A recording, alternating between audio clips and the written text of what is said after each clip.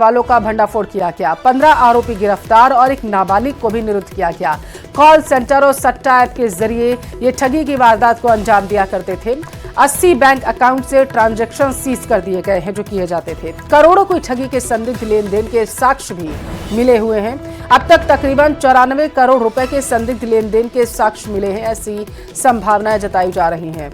तो धोखाधड़ी को लेकर के ये बड़ी खबर सामने निकल कर आई है। ज्यादा जानकारी लेंगे, संवाददाता विष्णु हमारे साथ जुड़ चुके हैं। विष्णु, ये तो बड़ी कामयाबी मिली है पुलिस को, आपके पास क्या जानकारी?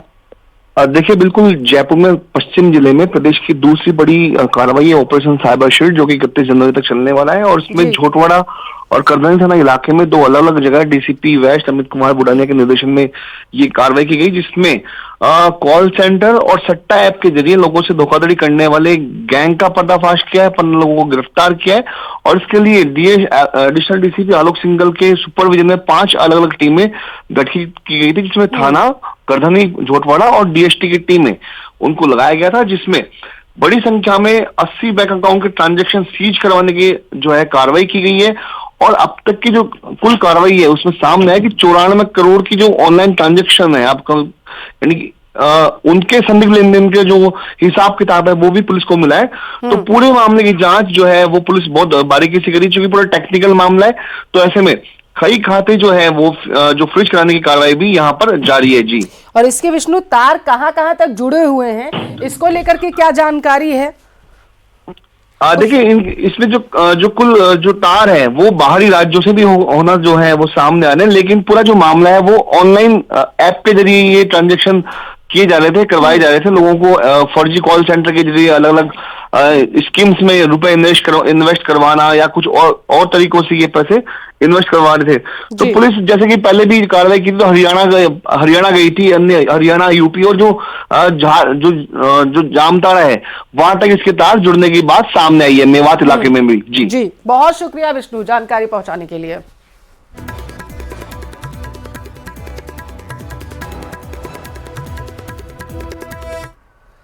जिला बहाली की मांग को लेकर अनूपगढ़ जिला बचाव संघर्ष समिति ने विभिन्न मंडियों को बंद रखने का आह्वान कर दिया, जिसका सीधा असर बताया जा रहा है अनूपगढ़ मुख्यालय तक देखा गया है, लेकिन ये यहीं तक सीमित भी रह गया। इसके अलावा धरना प्रदर्शन भी किया गया, जिसमें पूर्व मंत्री गोविंद राम मेघवाल भी मौजूद रहे हैं। आपको विस्तार से इस रिपोर्ट में मामला समझाएंगे। जिला निरस्त करने के विरोध में धरना, विरोध में बंद रखी गई अलग अलग मंडियां। जिला बचाव संघर्ष समिति ने बुलाया था बंद।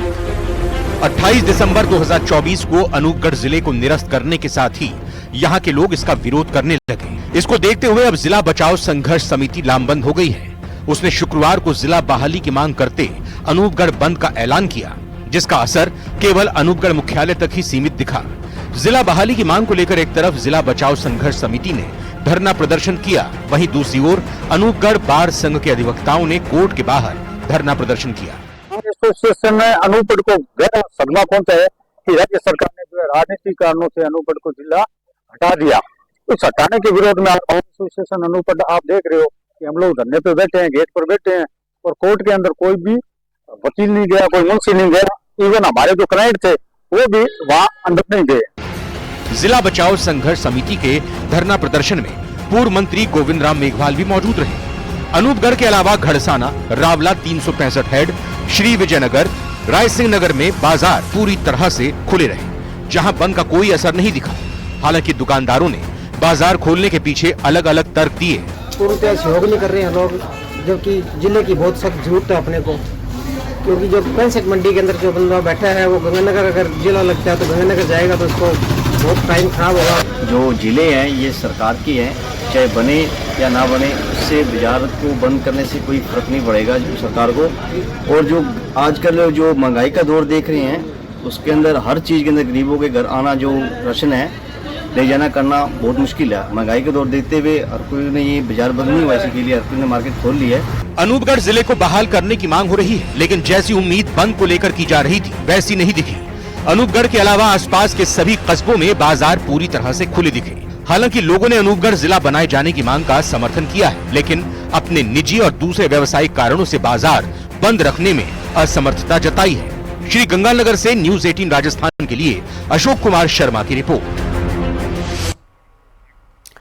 तो भजनलाल सरकार ने ग्राम पंचायतों का चुनाव कराने की बजाय अधिसूचना जारी कर सरपंचों का कार्यकाल बढ़ा दिया और इसके साथ ही प्रदेश सरकार पंचायती राज संस्थाओं के बाद अब शहरी निकायों का पुनर्गठन भी करेगी। पुनर्गठन को लेकर 4 मंत्रियों की कमेटी रिव्यू करेगी और इसको लेकर सरकार ने कमेटी का भी गठन कर दिया है। प्रदेश सरकार ने बढ़ाया सरपंचों का कार्यकाल, सरपंचों को मिली पंचायत प्रशासकों की जिम्मेदारी, शहरी निकायों के नए सिरे से पुनर्गठन की तैयारी, 4 मंत्रियों की कमेटी करेगी रिव्यू। प्रदेश की भजनलाल सरकार ने नोटिफिकेशन जारी करते हुए सरपंचों का कार्यकाल बढ़ा दिया। काफी वक्त तक मंथन के बाद सरकार ने फैसला लिया। हालांकि इसकी मांग सरपंच संघों की तरफ से काफी वक्त से हो रही थी। सरपंचों को प्रशासक बनाकर पंचायतों का संचालन करने का आदेश जारी किया गया है। अकेले जनवरी महीने में ही 6,759 सरपंचों का कार्यकाल पूरा होने जा रहा है।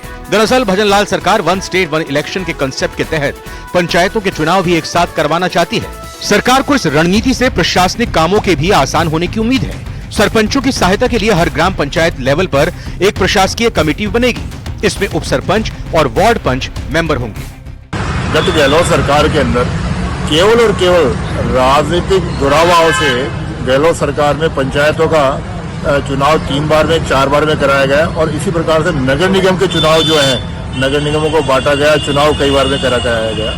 उसके कारण से पूरे राजस्थान की प्रशासनिक मशीनरी की बहुत बड़ा फर्क पड़ा और मैं समझता हूँ कि माननीय भजनलाल जी के नेतृत्व के सरकार ने ये बहुत अच्छा निर्णय किया है। भजनलाल सरकार शहरी निकायों का पुनर्गठन करने जा रही है। नगर निगम, नगर परिषदों और नगर पालिकाओं की सीमाओं में बदलाव करने की भी तैयारी है। इसके लिए 4 सदस्यों की कमेटी का गठन किया गया है। कमेटी में यूडीएच मंत्री झाबर सिंह खर्रा को कैबिनेट सब कमेटी का संयोजक बनाया गया है, जबकि मंत्री सुरेश सिंह रावत, संजय शर्मा और गौतम कुमार को सदस्य बनाया गया है। राजस्थान सरकार ने पंचायती राज एक्ट के प्रावधानों का उल्लंघन करा, संविधान का उल्लंघन करा और चुनाव नहीं करवाए और अब संभावित विरोध को देखते हुए इस तरह का ये निर्णय लिया है कि जो सरपंच हैं वही प्रशासक होंगे, लेकिन उनकी शक्तियां क्या होगी, कौन प्रस्ताव भेजेगा, विकास के कार्य के लिए बजट आवंटित कैसे होगा, इस बारे में कोई प्रकाश नहीं डाला गया। केवल और केवल चुनाव टालने की जो है ये भारतीय जनता पार्टी की सरकार ने निर्णय लिया है। प्रदेश में ग्राम पंचायत से लेकर पंचायत समितियां और जिला परिषदों के पुनर्गठन का खाका तैयार हो गया है। जानकारी की माने तो 20 जनवरी से लेकर 15 अप्रैल के बीच पंचायती राज संस्थाओं के पुनर्गठन का काम होगा। इसके अलावा कमेटी लोगों और राजनीतिक कार्यकर्ताओं से भी फीडबैक लेगी। जो इलाके नगर पालिका, नगर परिषद या शहरी निकाय बनने के मापदंडों को पूरा नहीं करते, उनमें छूट देने के लिए भी कैबिनेट सब कमेटी को अधिकृत किया है। आइए अब आपको बताते हैं कि सरकार ने पंचायत चुनाव टालने का फैसला क्यों लिया। 1 स्टेट 1 इलेक्शन से पहले पंचायत चुनाव में गैप मिटाने की कवायद। प्रदेश में 11,000 से ज्यादा ग्राम पंचायतें हैं। सभी पंचायतों का कार्यकाल अलग अलग समय पर पूरा हो रहा है। एक साथ चुनाव करवाने के लिए प्रशासन लगाने जरूरी थे। 6,759 ग्राम पंचायत का कार्यकाल जनवरी में पूरा हो रहा है। 704 पंचायत का कार्यकाल मार्च में पूरा हो रहा है। 3,847 पंचायत का कार्यकाल सितंबर-अक्टूबर में पूरा हो रहा है। गैप को कम करने के लिए प्रशासन लगाने का फैसला किया है। बहरहाल सरकार ने फैसला तो कर दिया है, लेकिन चुनौतियां कई हैं। जयपुर से न्यूज़ 18 राजस्थान के लिए सुधीर शर्मा की रिपोर्ट। जयपुर के आमेर में सड़क हादसा हुआ है। खड़े ट्रक से बताया जा रहा है कि कार जाकर टकरा गई। हादसे में एक शख्स ने अपनी जान गंवाई है। महिला समेत 2 लोग घायल हैं। घायलों को अस्पताल में इलाज के लिए भर्ती करवाया गया। आमेर इलाके के होटल लीला पैलेस के सामने की यह घटना बताई जा रही है। मृतक लक्ष्मण कल्याणी था, अलवर निवासी। ये जानकारी सामने निकल कर आई है। तो इस वक्त की ये बड़ी खबर आपको टेलीविजन स्क्रीन पर है। बताया जा रहा है कि एक ट्रक जो है वहां पर खड़ा हुआ था और इसी दौरान एक कार आती है और खड़े ट्रक से टकरा जाती है। इस विभत्स हादसे में एक व्यक्ति ने अपनी जान गंवा दी है, जबकि 2 लोग घायल बताए जा रहे हैं, जिनका इलाज अस्पताल में किया जा रहा है। ये घटना होटल लीला पैलेस के सामने हुई है। तस्वीर देखिए, कार का आगे का हिस्सा पूरी तरीके से क्षतिग्रस्त हो चुका है, थम चुकी है। तो वहीं ट्रेनों का संचालन भी प्रभावित हुआ। श्रीगंगानगर रेलवे स्टेशन से आने जाने वाली ट्रेन 10 मिनट की देरी से लेकर 2 घंटे की देरी से चल रही, जिससे रेल यात्रियों को परेशानी का सामना करना पड़ रहा। दिल्ली सराय रोहिल्ला से चलकर वाया श्रीगंगानगर होते हुए बीकानेर जाने वाली ट्रेन 2 घंटे की देरी से, तो वहीं अंबाला से श्रीगंगानगर आने वाली ट्रेन भी तकरीबन 40 मिनट की देरी से चल रही। कोटा से चलकर श्रीगंगानगर आने वाली ट्रेन भी लगभग 50 मिनट की देरी से चल रही। गंगानगर रेलवे जंक्शन पर ही मौजूद है। हम आपको यहाँ की तस्वीरें दिखाएं तो आप ये देखिए, इस समय समूचा श्री गंगानगर रेलवे स्टेशन घने कोहरे की आगोश में डूबा हुआ है। ये श्री गंगानगर रेलवे स्टेशन की तस्वीरें हैं जो बयां करती हैं कि किस हद तक इस समय श्री गंगानगर जिले में कोहरा छाया हुआ है। और यही वजह है कि कोहरा छाने की वजह से श्री गंगानगर जंक्शन से चलने वाली करीब आधा दर्जन ट्रेनें 10 मिनट से लेकर 2 घंटे की देरी से चल रहे हैं, जिसका सीधा सीधा इम्पैक्ट पड़ता है रेल यात्रियों को, जिन्हें रोजमर्रा अपने काम पर जाना होता है। इस बीच न्यूज 18 अपने सभी दर्शकों से अपील करता है, खास तौर से उन दर्शकों से जो रेल यात्रा प्लान कर रहे हैं, कृपया कर घर से रेलवे स्टेशन के लिए निकलने से पहले रेलवे के ऐप पर ट्रेनों की वास्तविक स्थिति जानकर ही घर से बाहर निकलें, ताकि आपको अनावश्यक रेलवे स्टेशन पर ट्रेनों के इंतजार में समय खराब नहीं करना पड़े। अशोक शर्मा, न्यूज 18 श्री गंगानगर। सर्दी का सितम जारी है। कोटा में मकर संक्रांति के बाद से अब तक सूर्य देव के दर्शन नहीं हुए। ऐसे में सुबह, दोपहर और शाम एक जैसा ही मौसम बना हुआ है। न्यूनतम और अधिकतम तापमान के बीच भी ज्यादा अंतर नहीं देखा गया है।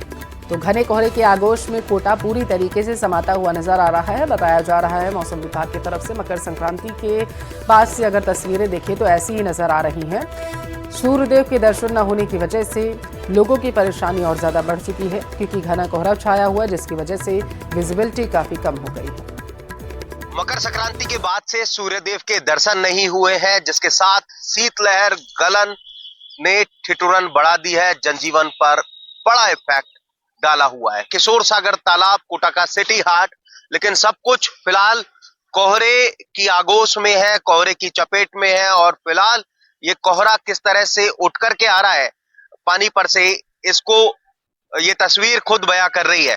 शहर से लेकर के ग्रामीण इलाकों तक घने कोहरे का जो असर है वो सीधे तौर पर देखने को मिल रहा है। सुबह के 10 बजे का वक्त है, लेकिन फिलहाल तस्वीर किशोर सागर तालाब हो या सड़क, सब तरफ धुंधली है, क्योंकि घने कोहरे का जो इफेक्ट है वो शहर से लेकर के ग्रामीण इलाकों में सीधे तौर पर देखा जा रहा है।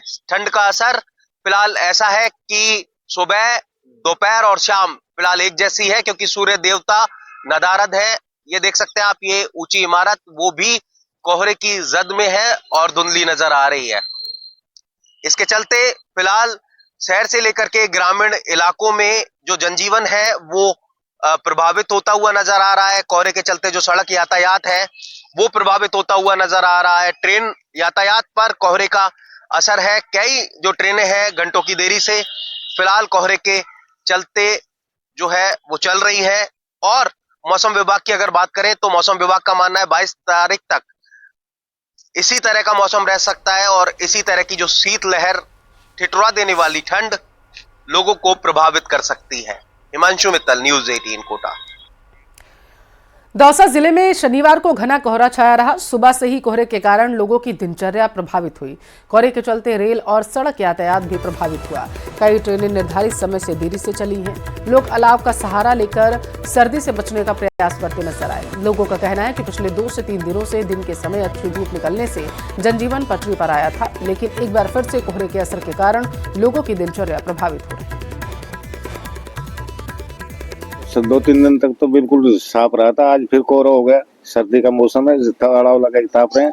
रात को गाय भी बहुत ज्यादा आती हैं, आवारा पशु। गाड़ियां चलाने में भी दिक्कत है। गाड़ियां चलाने में भी कुछ दिखाई नहीं देता है 10 मीटर आगे से। लगातार दूसरे दिन घना कोहरा छाया रहा। कोहरे की वजह से रेल की रफ्तार भी धीमी हो चुकी है। घने कोहरे के कारण जो विजिबिलिटी है वो काफी कम हो चुकी है। कोहरे के साथ हल्की ओस की बूंदें भी गिर रही हैं। ओस और घने कोहरे के कारण जनजीवन पूरी तरीके से प्रभावित हो चुका है।